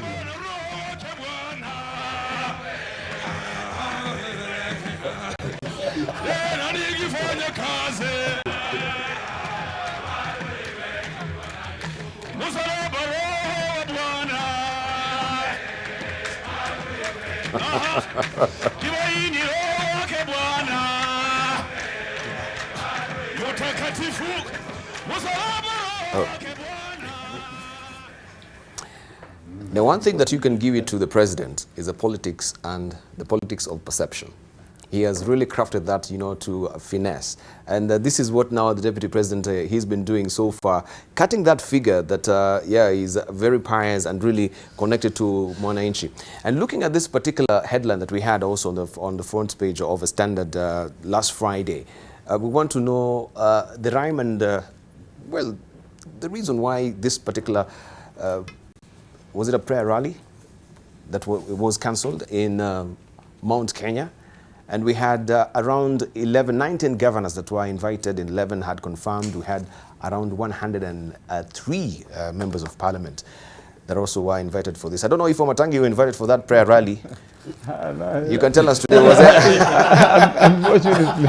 Unfortunately, Debarl was not invited. You were not invited. But Aaron Girot were invited for that I was rally. out of the country. Yes, anyway, I was. that time. You were invited? Yeah. Okay, maybe we might begin with Aaron, then he tell us. You are out of the country, I remember. Yeah. So Aaron can tell us, yeah, what was the rhyme and reason for having this particular rally, and why was it cancelled? I wouldn't know why it was cancelled. I only know that just like we received invites from different quarters, my colleague from Muranga had invited me to this particular function and said it's a prayer function where actually in the text that he sent to me, he said it's a prayer function where no politician was going to speak. It was just going to be a prayer function, and after it we're going to troop back home. But in the 11th hour, I hear it was cancelled. I saw a text from him saying we have postponed until further notice. I want to believe it's because of maybe the politics that was generated out of it by certain quarters that seemed not to have been happy. I'm not sure. I see the Standard is reporting that the president had a hand in it. I have no reason either to confirm or deny the same, and therefore I wouldn't wish to engage in anything beyond that. But I don't think there was anything political about it. I just saw people saying that if it is a prayer function, why not? What is wrong with people praying? And it was on that basis that I was planning to attend. All right. Let's hear from Mutende on this as well. Who was I was looking at the face of my friend Aaron Cheruiyot and comparing his countenance when he was earlier talking about the Muhoroni rally. He was bubbly, and now about this, you've seen he's very sullen, and I think that speaks volumes. Let me say three things. First of all, by the very statements that Aaron Cheruiyot has made, tells you there was nothing about prayers for this one. It was all politics. He says he was informed by his colleague, who later said, we have postponed. If it was prayers, it would not have been a politician postponing or arranging. It would have been the church. Secondly, even the phrase prayer rally, in my view, is a contradiction. You do political rallies, and we politicians do it, but you do a prayer crusade. To coin a term like prayer rally is ingenious, but and it betrays the intention. The intention is not to pray. The intention is to do politics. And this idea of politicization of prayers is a very unfortunate thing, and it brings me to what you just showed at the Deputy President's residence. I think to say that you brought 300 individuals wearing their garb of choice for their religion with drums and almost in a frenzy is not to say you are any more pious. I actually believe that if you are pious, if you want to be godly, you go to the house of God. You don't invite God to your house and pretend that you are any more religious than the rest of us. Quite honestly, you can say what you will, but President Moi, whenever he used to, first, he never used to call those people to pray for him where he is. He would go to church. And he would make sure that he does not speak inside the church. Anything that he was to say, he would say outside. But almost always, he would not really talk on that occasion when he's gone to church. I think we should reduce this idea of trying to use the church as a political platform. When the Deputy President brings 300 individuals. But we saw also Raila Odinga really getting baptized at one point and becoming so pious. You know, Yeah, as we were heading towards general election, Yes. You get closer to God as well. Debarl- So he was dipping Debarl- himself in the water, Yeah, yeah. he being immersed and He coming went out. to where the water is, where the bishop was. Yes, the water never came to where he was. He went there and he got baptized and left. And even you are encouraged. You might actually get baptized and get many more names. But the point now we need to focus on, that picture, and I have no doubt that that group was organized by Halwale because we were here with him that morning. And he left, and then later I saw he was one of those who were jumping. And the first issue is, that very morning he had told us here that he's a good Catholic. That is not the Catholic Church. When then you go and adorn that and pretend those are your church members, what are you doing? Secondly, you are hosting over 300, I think there are well over 1,000, adherents of that denomination at the taxpayers' expense. Because this is the official residence of the deputy president. Why would it be necessary to bring all those people? And lastly, now that particular part catches my attention. You see, those guys are actually chanting, they're almost in a frenzy. Usually, for what I know of these indigenous churches, when they do that, they're exorcising some spirits or some devils. So I don't know whether they went to exorcise the house of their deputy president.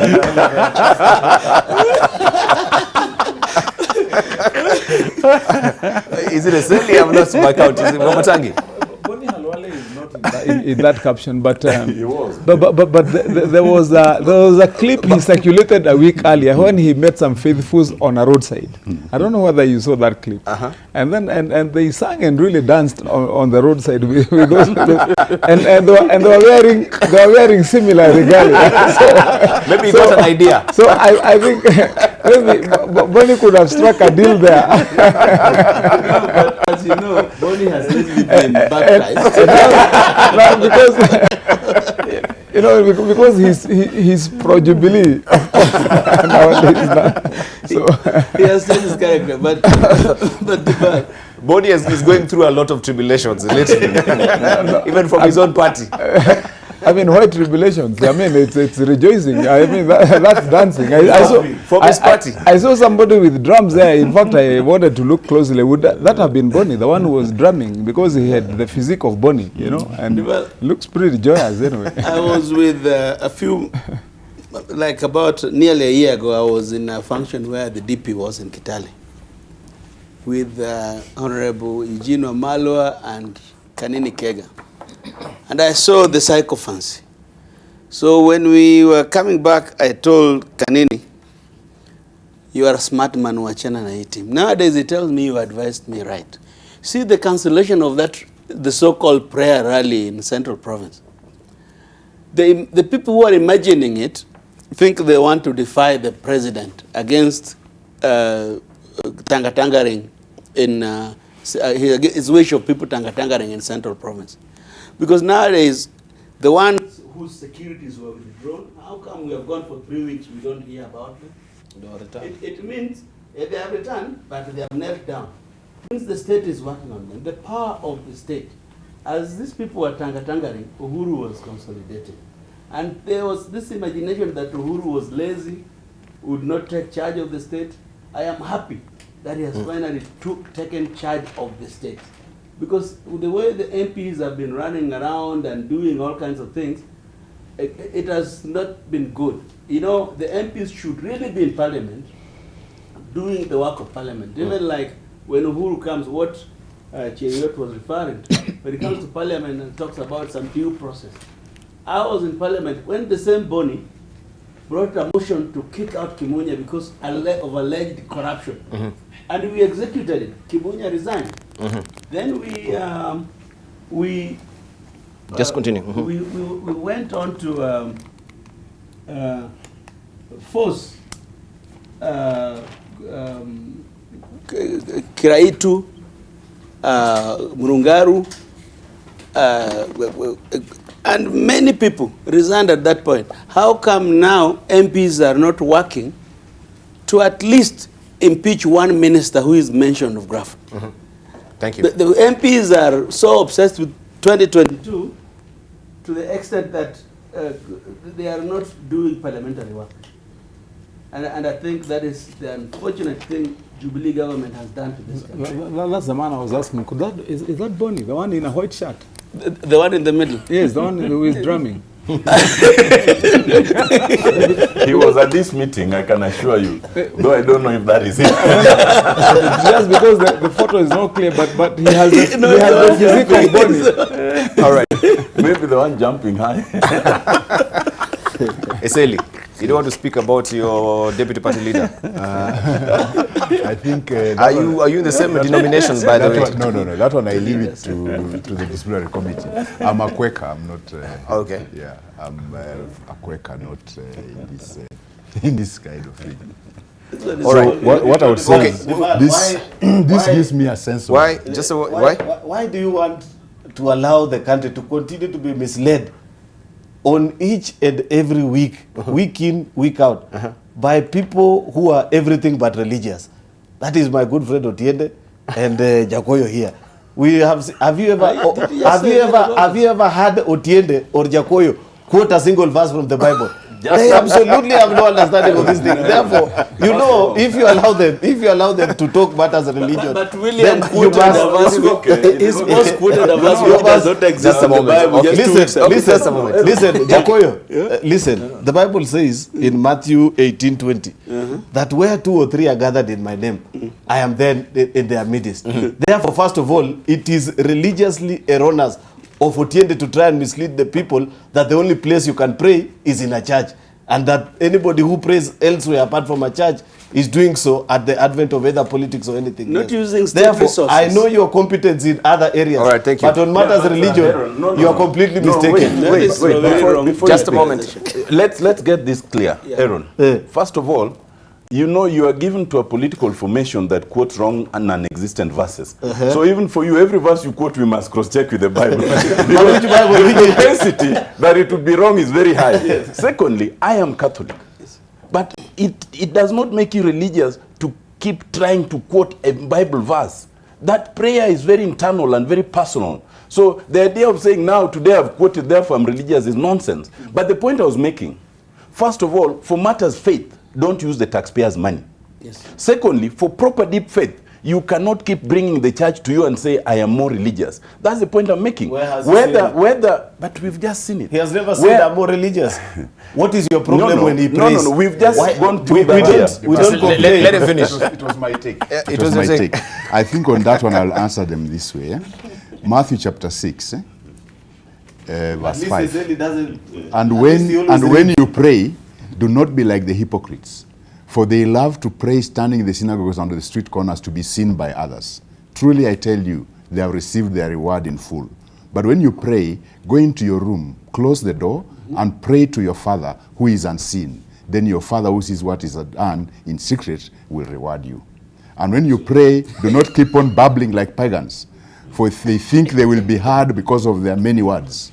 Do not be like them, for your Father knows what you need before you ask. Exactly. Amen. And all of us will say, Can I go even further now? Now about harambes.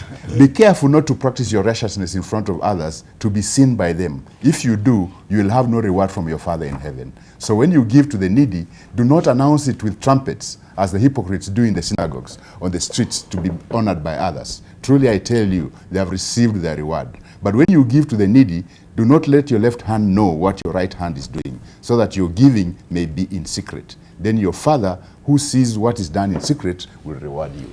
Read that verse to William today. No. So just pass it to Aaron. Onward transmission. It's winding up. Okay. Give it to him. I know. Onward transmission of the Bible. You see, Debarl. These are the people that are missing from Debarl. Listen, you know there's something you keep forgetting. Yes. I've always warned against reading the Bible like drunkards. You know the drunkards, they read only that verse that says, take wine, it is good. And they close the Bible and drunk. That is what Esel is doing. If you are to read further. This is Matthew chapter 6. I think it's very clear. First of all, you're reading it out of context. No, I'm not reading out of context. Okay. Now, I was reading it as by that, what you saw there in Karen, the visit to Karen, by the Israel something church. Now, this church is well known for very dramatic worship, you know, very dramatic worship and very enthusiastic singing and dancing, and their tunes are sort of Luyanized. I know Luya music is very throbby and very energetic, and that's about it. But when you look at it, is the political influence of that church is not particularly pervasive. I can tell you that in my own constituency, there's a school that CDF built for them called Mufunje Primary. And by the way, I've always lost that polling station because I think they don't particularly like my religious views. And in fact, this last election, that polling station went to Jubilee. So they are visiting William Ruto is not news. Thank you. They have been, been Jubilee supporters. Let's give our closing remarks. But the DP... When he was... we'll stop for time. But the DP is being a bit defiant in some of the things that he's doing. And we must realize that the church is part of Kenya. And Kenyans like anybody with money. Anybody who's willing to have money and spread the money. You know, money fells mountains and it also waters deserts. So the church is part of Kenya. And the people who are in that church are Kenyans. Thank so you. They behave like all the other Kenyans. Thank you. But no, we need to wind up. Let me just finish this. I'm under But pressure right now because building, all of us won't get closing remarks if we continue. Building this psychopathic kind of building psychophancy to the point of personality worship bordering on cultism is dangerous for this country. Right, let's leave it at that then. Just 10 seconds to wind up. Kimano Matangi. For closing remarks? Closing remarks. Well, first I wanted to interject on when they were reading the Bible, because it is the practice of Otiende Amolo all the time to say that this article is read in conjunction with this other one and this other one. No, I wanted him to help us which other verse you read in conjunction with that one. Thank you. But otherwise, I want to say that I think what we need to do in leadership right now in this country is to ensure, and I've said this repeatedly, Debarl, is to look at our calendar where we are in this year of 2019. And our exit point at 2022, and create a roadmap that should tell us what to do at what time. Thank you. And this is the time to build this country, not to politicize. Thank you. Giacomo, you 10 seconds. To give fight against corruption confidence, the president must let go his ministers. Mm-hmm. Thank you very much. Aaron Chiriot, closing remarks. I want to tell my colleagues here, those who want to prosecute us for practicing our faith, is that the Bible, according to Romans 1:16, speaks to us about not being ashamed of our faith. I have not asked them where they pray. Why should they be bothered about where I pray? All right, we'll verify that verse. Let's hear from Eselias. Your closing remarks. My closing remarks is Kenyans should be very careful. There's a sense of deja vu in the air that what pertained during the Kanu era seems to be slowly creeping back with an emasculated parliament, with a docile population. So Kenyans need to be very awake. Otiende Amolo, in closing remarks. The sanctity of the church is in grave danger of being eroded. I urge the churches, the religious leaders, let us keep the true faith of God. Let us avoid bringing in politics. And we are in a fight for the soul of this nation. I agree with the Catholic bishops. We need to recapture our country. We need to recapture our country. Thank you very much for your valid contribution on people and politics. Also on social media, we really do appreciate your reactions there. I can't read all the tweets right now, but I thank you also for your contribution nonetheless on driving the show with me. You've been watching People and Politics. Living with Us is up next.